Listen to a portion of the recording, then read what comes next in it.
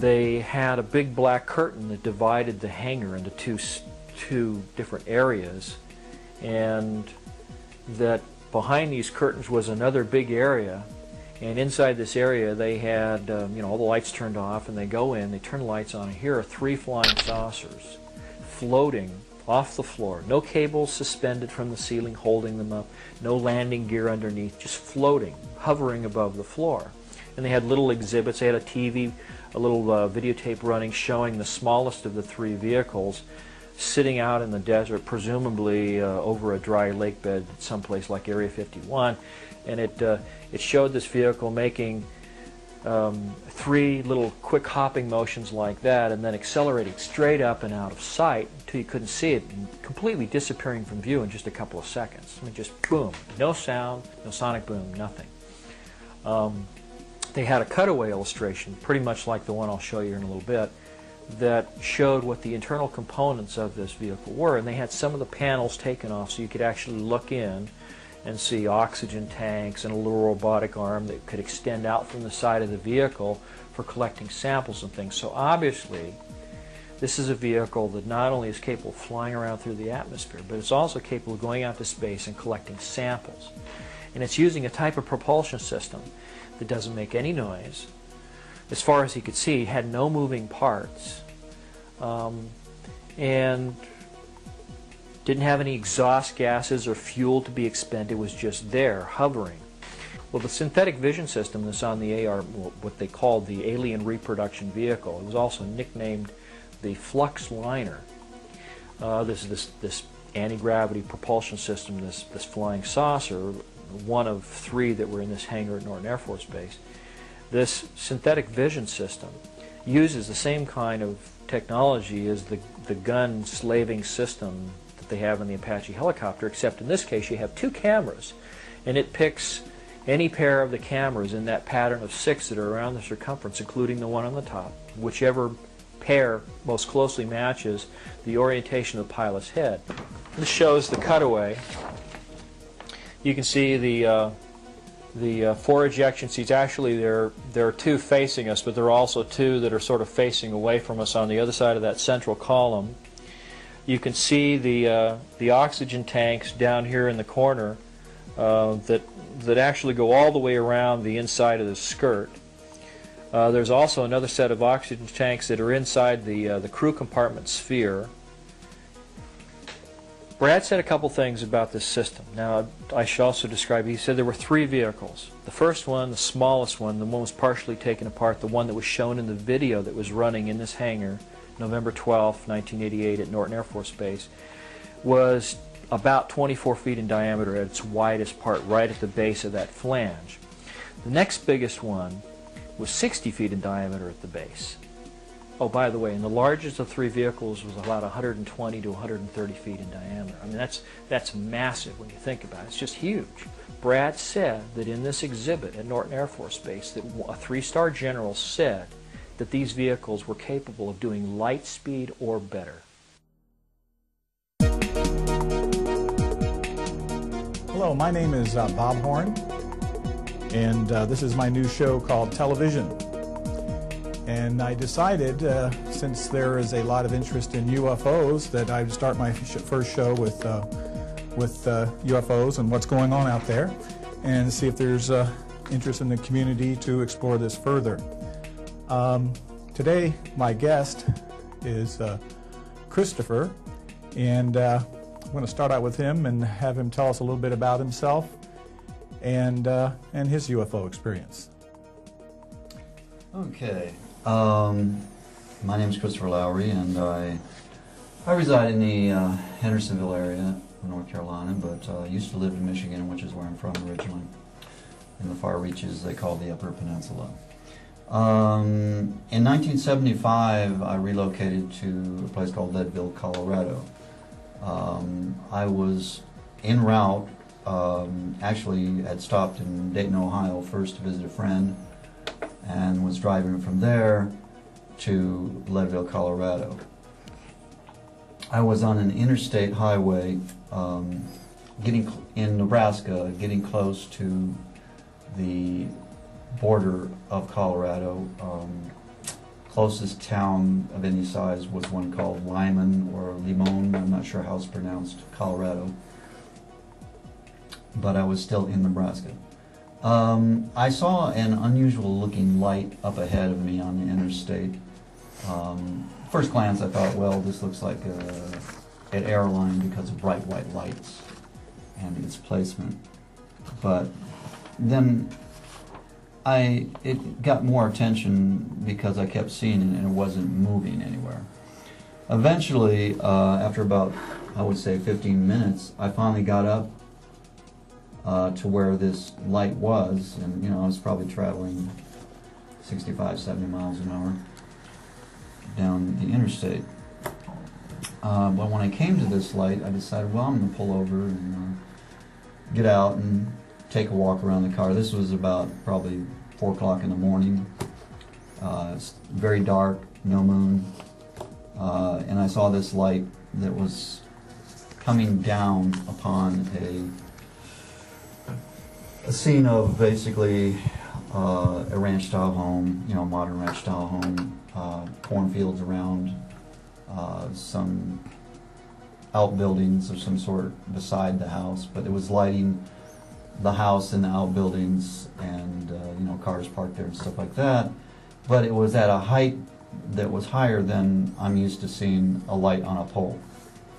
But it wasn't at such a height that I would think, well, this is up on a radio tower or something like that, or a high TV antenna or anything like that. I observed this for quite some time and stuck my hand out to cover the light itself, because since I majored in photography and cinematography, I dealt with light a lot and was very conscious about lighting and so on. And I placed my hand up to cover the light to see if I could make any object or towers, any structures that this light was attached to or coming from, etc. And it had a very unique quality to the light itself. It was basically a white light, unlike anything that I had seen. It was quite bright. I could not see anything other than the light itself. Couldn't perceive it. Eventually I just figured, well, okay, I'm moving on. Whatever this is. And I just started to turn around, to walk towards my car. And the distance of this light, I would at that point, I would say was probably about maybe 100, 120 feet from me. But when I started to turn like that, the light started moving. The object, whatever it was, with the light on it, started moving towards me.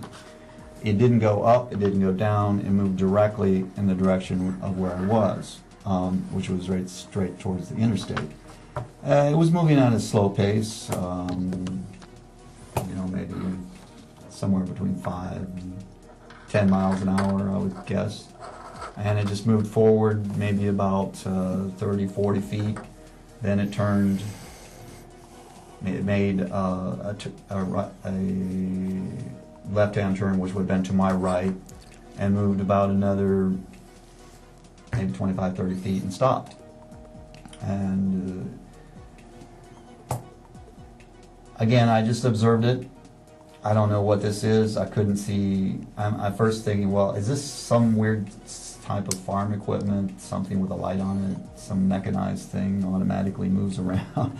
Trying to be skeptical, and also being aware of UFOs and many stories about them.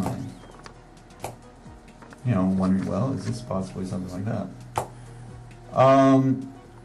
Couldn't hear any sound at all other than my car running, and I was quite some distance from my car. But nothing's happening, so eventually I just turned around and went to my car and drove on west on the interstate. I was traveling probably about 5 more minutes, and at that point I saw a very unusual thing on my windshield. I was driving a Volkswagen Bug, which had a flat windshield. All of a sudden I see what looked like lightning bolts all over my windshield, like electrically charged thing. It was quick. It didn't keep going. It just was like a little more than a split second or whatever. and I also noticed a very quick flash of white light that seemed to be moving. And I meant like I was bathed in the light just briefly. You know, like this. My feeling was that possibly that thing that I saw had traveled over top of my vehicle at a high rate of speed. And this may have been a byproduct of whatever energy source that it uses to propel itself. I don't know. But that's what I experienced, and I immediately felt very tired and exhausted after seeing that immediately. And I was thinking, gee, you know, maybe I've been driving too long or something. But I drove on until I found a rest area, pulled over and went to sleep until I woke up and it was daylight. I don't feel like I was abducted or anything like that, but I ended up driving on to Leadville, Colorado, and visited my brother, and I met one of his friends, and he invited me to go to a psych class of all things that he was taking at a Colorado Mountain College. So I went there, and the class was held outdoors because the school was undergoing some renovations, and it was a nice sunny day in October of 1975. And he said this guy was pretty cool in the class and might be interesting, plus he wanted to show me around the campus. So anyway, we're at the class, the teacher shows up, and he has a newspaper with him, and he says he had certain things planned, but he changed his mind after reading the morning paper. And so he said, I want to read this article and then see what people think about this, and we'll have a discussion. So he read an article about UFOs that had been sighted in eastern Colorado, down in the area where I had seen this thing. It also talked about cattle mutilations, which is cases where cattle are found out on the range, dead, missing body parts. That was the first I heard about that at the time, but I've learned a lot about it since, and something's been going on for a long, long, long time. It's fairly widespread. And I've heard of some cases actually that took place with some horses. When I later moved to Boulder, Colorado, there was a case that was in the papers, on TV, etc., about a horse that was killed this way. And these animals show no signs of struggle. Nobody sees any tracks. They can't figure out how they're done. Person wants to know more about it, they can look on the internet and find all kinds of information about these. So that was my experience, and I imagine that a lot of other people do. In fact, since I knew I was going to be on this show, I've been to a number of events, small circles of people, and I've put that question out. What are your experiences? And I have found that usually at least one of those people has something to share. So, I hope you all will call in and share your experiences with us. You can remain anonymous if you'd like to. Great. Or you can say who you are. Yeah, before we get into our call-in lines, I'd also like to give you a couple of places you can go for further information. I don't know if you can see this on the screen or not. This one here is a website I've put up, we can show it here, called educateyou.com/UFO. And there you can go and see some of the videos that, matter of fact, that segment in the lead-in was taken from a site. Disclosure Project? Yeah, the Disclosure Project, right, and I use that as a sample. And there's tons and tons of video out there and information you can read about. Also, there's an email address if you'd like to mail in a story or be on the show. You can send it to UFO@educateyou.com, and that way we can possibly, if you like, come on the show and talk about your experience, or and bring supporting information to support it, because there's still a lot of people just doesn't believe this is going on, and me included. My experience, I've always said, yeah, I'd like to see one. And about 2 years ago, in 2006, I lived in Florida, and there were 6 of us in the pool. And I happened to look over to the east, and it's up in Clearwater, and it was pretty close to Tampa Bay. And I see these 2 spheres, and it was close to sunset. They were kind of a dull metallic color, and they're just locked in place. Now, when I first looked at it, it's about a 45-degree angle. They're about at the, one is at the 2 o'clock position, the other one's at the 7 o'clock position, and just sitting there solid. And I thought, well, initially I thought they're just a balloon sitting there floating around, but they weren't moving. As a matter of fact, a small group of clouds came over top of them and just went on by, and they're still locked in. So I pointed out to my friends, we're all looking at it, and what is that? And we go, I don't know. I said, well, it's a UFO. And so we were there for maybe 30, maybe 45 minutes. It was there the whole time. So as we left, and when we got back to the condo, I looked back over the area where they were, and they were gone. So I guess I'm not so much a skeptic, but then again, I'm not a full believer. But the other thing is, if you have access to the internet, there's tons and tons of information out there. I mean, you can just scare yourself to death. Plus, on the other hand, there's information that's, how do I say, it's a lot of hoaxes, especially today with digital cameras. It's so easy to fake a sighting, and so it's kind of hard to prove your point. Then we have scientists out there that say they don't exist. They say, well, we have to have proof. Well, so what we got to do is work with the alien craft. Say, can you come back here at 2 o'clock on Tuesday so I can show my scientist friend that you're actually there? Because usually people see these events and they never see them again. But there's enough out there that I think that it really gives you pause, especially if you start cruising around the internet. Here's any people cruising around UFOs out there right now. I invite you to come out here and land in the parking lot or some adjacent area, or just hover outside of UR's TV studios. You should be smart enough to figure out where we're at, but you want to be seen. But obviously, they probably don't. Okay. Yeah, I find there's a lot of information out there. Maybe it was around 2003, 2002, I went to a presentation at the University of North Carolina here at Asheville at Lipinski Auditorium. Let me say that again, Lipinski Auditorium. And it was put on by Dr. Greer, who founded and is director of the Disclosure Project. He used to be a emergency room doctor at Mission Hospital here in Asheville at some point, but he had gotten this interested in UFOs. I don't know when that started. I'm sure you can find out about that at his website, but he devoted his life to trying to get the government to come clean about UFOs and make it public.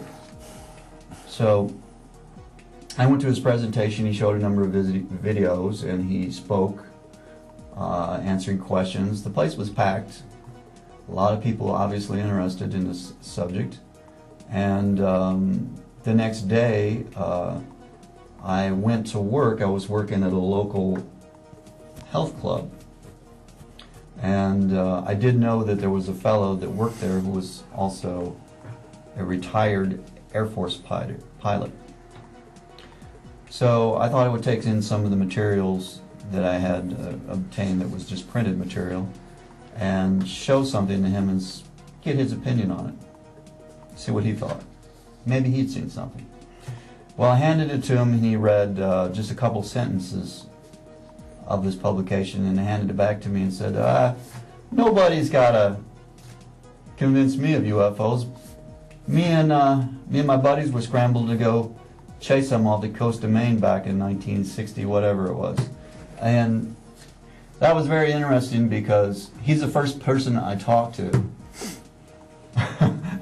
about this. And the very episode that he's talking about that he partook in trying to chase down and get a visual contact on these UFOs that were being seen on radars that were doing strange things like being off the coast of Maine and then 2 seconds later being on the radar off the coast of Virginia. Now that's moving pretty fast. But the first thing they did was, you know, they're just trying to go around and see them for real, you know, up close, and find out what's going on. This was during the Cold War, so there was a lot of concerns about maybe the Russians were up to something. There's a lot of astronauts, too, that Yeah. have seen these, and some have gone on the record. If you go into the internet and type astronaut U.F.O, you can find all sorts of testimonials there. But anyway, he said that they couldn't catch them. They went back down and refueled. They went back up, still trying to get them. And at some point, they just like took off at an angle, heading up, and at a high rate of speed. They tried to follow, but they just got so high that their planes were going to choke out, so they had to turn back because there was not enough atmosphere. And that was it. But this same story that he was telling was told at a press conference that was held on the National Press Club, which was organized by Dr. Stephen Greer and the Disclosure Project. During that videotape I saw of that press club presentation, he had many well-known and qualified individuals in military, lawyers, researchers, etc., get up and speak about what their experience with UFOs was, and saying that they want the government to come clean. They want like investigations done by like Congress or Senate, etc.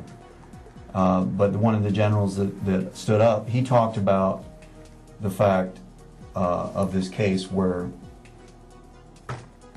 he was a general and he was overseeing this operation of trying to track down these UFOs off the coast of Maine. He was involved with that, and he spoke about that. And it was quite amazing to me that I walk into work and talk with a fellow who ends up being the pilot in one of those planes. Then I spoke to another individual there later on who was a retired chemical engineer, and he came forward and told me a couple stories. One, he said when he was a child, when he was a young man, fishing in Louisiana, that he saw a UFO that was bigger than a football field fly over that really scared him quite a bit. Him and a buddy saw it. He also told me that when he was in college, that there was a fellow who had graduated ahead of him a couple of years, who had come back to the campus, and he had bumped into him walking around on campus, and this guy took him over to a bench somewhere out on the campus grounds where nobody else was around, and said, "Hey, remember I told you I wanted to get a job with the government after I graduate, and I want to be in research." Well, he told his friend, this friend of his says to him, "I got that. I got what I wanted." And he said, "I want to tell you something, but don't tell anybody else." He said the military had recovered a UFO that had crashed. They took it to Wright-Patterson Air Force Base, and I'm working on a project to try and figure out how it works. Okay?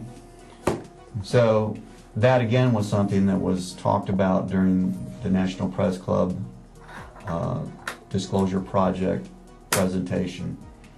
A fellow had talked about this very thing, former military fellow had talked about this crashed UFO and how it was taken to Wright-Patterson Air Force Base. So it's amazing to me how prevalent there is information out there from people I meet and people that are high level that come forth. But this press club took place back in probably early 2000 sometime. Right. I think the Disclosure Project was 2001. Yeah, Disclosure was 2001, and it's amazing. Here we are, what, 2009? 8 years later, yeah. And nothing. Still not much is going on. But I know that Dr. Greer still, and his organization, still exists. I think we can say nothing's going on from the standpoint of the mainstream media. Yeah. You know, they're not reporting. There's a few shows on there, but if you're interested, I mean, if you start doing some searches on the internet, you can find more information you can ever read. So it's, I mean, you try to keep things secret, and the internet's kind of like, well, it's out of the bag. I mean, it's just a wealth of information out there. I'm just amazed. I mean, there's a lot of videos out there, but a lot of them are just lights, and I go, well, it's just lights. And then some of them, you see something, then you go, well, is it really real, or is it somebody playing with their software? Your phone turned on? Yeah. Okay, folks, let's make that phone ring. Call us up and tell us what your experience is, or maybe you know other people that you spoke with that had experiences. Yeah, the other thing is April Fool's Day. All of my computers ran fine. How about you? Mine was working fine when I left. Okay, so it was an April Fool's joke, obviously. But you never know, so I try not to worry about them too much. But also, this is April Fool's Day, so if you call any other day, then we won't be answering the phone. You'll call at a bad time. So if you're going to call, this is the day. Or if you want, you can send us an email again. You can send it at UFO@educateyou.com. And you can also go to our website and give a response there. And that's also at educateyou.com/UFO. Okay? Now, I did have an interesting observation here. I made some notes. I mean, matter of fact, I started looking at the internet. I just couldn't believe there's just more information there than I could ever read. Like, the other thing is, they say, well, a lot of these UFOs are made by our military. And they basically say they're getting the technology from, other civilizations from other planets. But my thought was, well, if that's the case, if it's ours, you ask yourself where they get the technology to do that. And if so, why has it not been shared with the rest of the world? It'd really be something. We've been doing the space shuttle for, decades, and then find out we've had technology that can get there in 5 minutes. Yeah, I mean, my opinion is that has due to the greed factor. Yeah, well, the thing is, if it comes out, then it's going to be such a shock, and we're all going to start asking, we spent all this money, where'd all the money go? And you wonder about that, like the Pentagon loses $2 trillion, and they still haven't accounted for that. Yeah, I guess so those behind it, they might have to deal with a lot of unhappy campers if that was the case, if the truth did come out, huh? Yeah. I'd be happy for the truth to come out.